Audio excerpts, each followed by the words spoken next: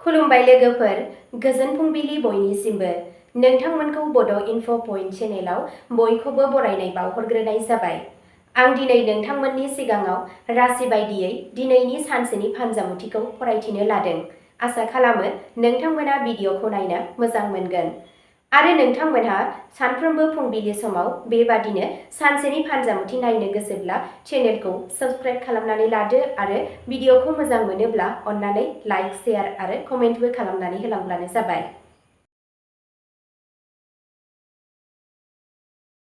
दिनै 17 अक्ट'बर 2025 मायथाइ एबा 30 आसिन दान 1432 मायथाइ शुक्रबार।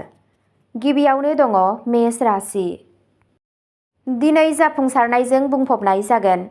नोंथांनि खस्थ'नि फिथाइ मोनगोन आरो खामानि थिलियाव नोंथांखौ बाख्नायनाय जागोन। रांखावरि मुलाम्फा जानायनि जाथावना दं। नखरनि आबहावाया गोजोन थागोन। नोंथाङा सासे गोजाम लोगोनिफ्राय हेफाजाब मोननो हागौ। सावस्रिया मोजां जागोन आरो फोथायथिया थिखिनियाव थागोन। नोंथांनि दिनैनि खाफालगोनां दिगआ जादों खोला-सानजा। खाफालगोनां अनजिमाया जादों 6 आरो खाफालगोनां गाबआ जादों गोजा गाब। वृषभ राशि। दिनैनि साना नोंथांनि थाखाय समानथाय आरो जाफुंसारनायनि सान। गावनि हाबाथिलियाव बिथांखिफोरनि सायाव जर'खा नोजोर हो।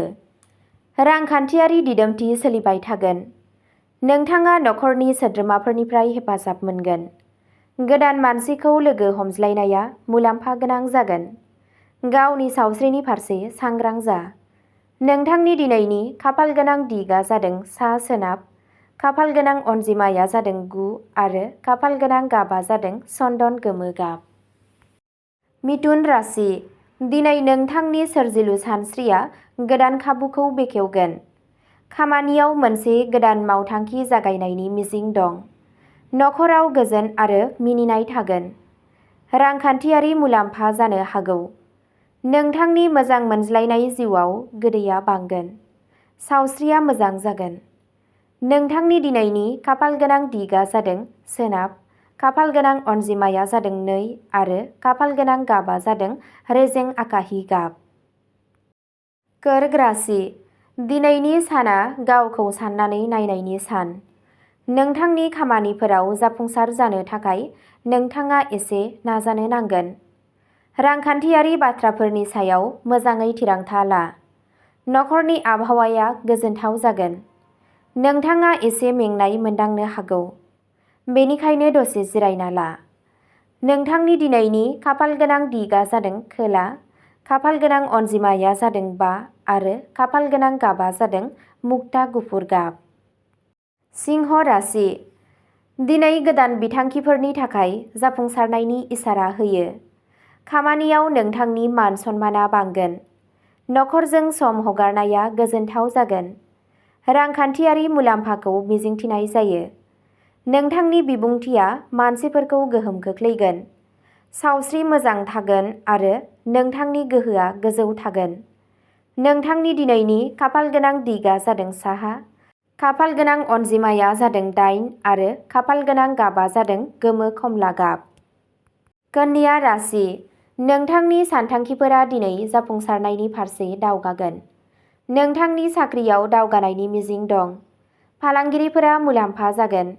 नखराव गोजोन आरो खौसेथि थागोन। सावस्रिया मोजां जागोन। माबा मोनसे मोजां खौरांनि थाखाय नोंथाङा गोजोननाय मोनगोन। नोंथांनि दिनैनि खाफालगोनां दिगआ जादों सानजा खोला। खाफालगोनां अनजिमाया जादों 4 आरो खाफालगोनां गाबआ जादों रेजें गोथां गाब। तुला राशि। दिनैनि साना नोंथांनि थाखाय दावगानाय आरो मान-सन्माननि सान। खामानियाव नोंथांनि बोसोनफोरखौ बाख्नायनाय जागोन। रांखान्थियारि हालोदआ जौगागोन। नोंथाङा नोंथांनि जिउ लोगोरिनिफ्राय हेफाजाब मोनगोन। सानसे लोगोफोरजों रंजा-खुसिजों बारलांगोन।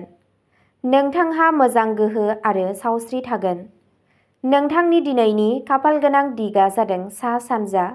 खाफालगोनां अनजिमाया जादों 7 आरो खाफालगोनां गाबआ जादों गलाब आरो सनाथि गाब।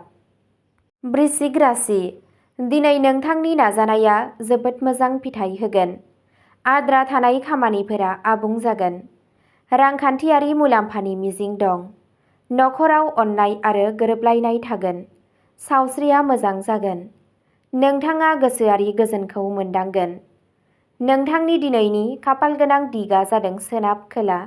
खाफालगोनां अनजिमाया जादों 3 आरो खाफालगोनां गाबा जादों रोजा मै गाब। धनु राशि दिनै जाफुंसारनाय आरो मोजां खौरां लानानै फैगोन। जिउ राहायाव दावगानायनि मिजिं दं। फरायसाफोरा फरायनायाव मुलाम्फा जागोन। नखराव गोजोनथाव थागोन। दावबायनाया मुलाम्फा लाबोनो हागौ। सावस्रिया मोजां थागोन। नोंथांनि दिनैनि खाफालगोनां दिगा जादों खोला सोनाब। खाफालगोनां अनजिमाया जादों 11 आरो खाफालगोनां गाबा जादों सना गोमो गाब। मकर राशि दिनै खाफाला नोंथांमोननि फारसे थागोन। नोंथांनि खामानिफोरा थि समावनो जोबगोन। रांखान्थियारि थासारिया गोख्रों जागोन। नखरारि जिउआव गोजोननाय मोनगोन। लोगोफोरा हेफाजाब होगोन। सावस्रिया मोजां थागोन आरो गावजों गाव फोथायनाया बांगोन। नोंथांनि दिनैनि खाफालगोनां दिगा जादों साहा।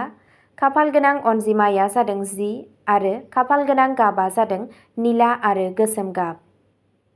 कुम्भ राशि दिनै गोदान मोनदांथि आरो खाबुफोर लाबोगोन। खामानि थिलियाव मोजां सोलायनाय नुनो मोनगोन। रांखान्थियारि बिथिङाव मुलाम्फा जागोन। नखराव गोजोननाया बांगोन। मोजां मोनज्लायनाय जिउआव थुलुंगाखांनाय थागोन।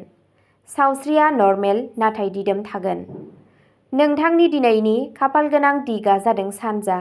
खाफालगोनां अनजिमाया जादों 1 आरो खाफालगोनां गाबा जादों अख्रां निला गाब। मीन राशि दिनै नोंथांनि जिउआव खाफाला जौगागोन। नोंथाङा नोंथांनि खामानियाव बाख्नायनाय आरो मुलाम्फा मोन्नैबो मोनगोन। रांखान्थियारि दावगानाय जागोन। नखराव अननाय आरो गोरोबलायनाया थागोन। मोनसे गोनांथार थिरांथायाव जाफुंसारनाया फैगोन। सावस्रि मोजां जागोन आरो नोंथांनि गोसोआ गोजोन थागोन। नोंथांनि दिनैनि खाफालगोनां दिगा जादों सा सोनाब। खाफालगोनां अनजिमाया जादों 12 आरो खाफालगोनां गाबा जादों गोजा गलाब गाब। अब्ला दिनैनि राशि फरायथिनाया एसेनोसै। गोजोन्थों।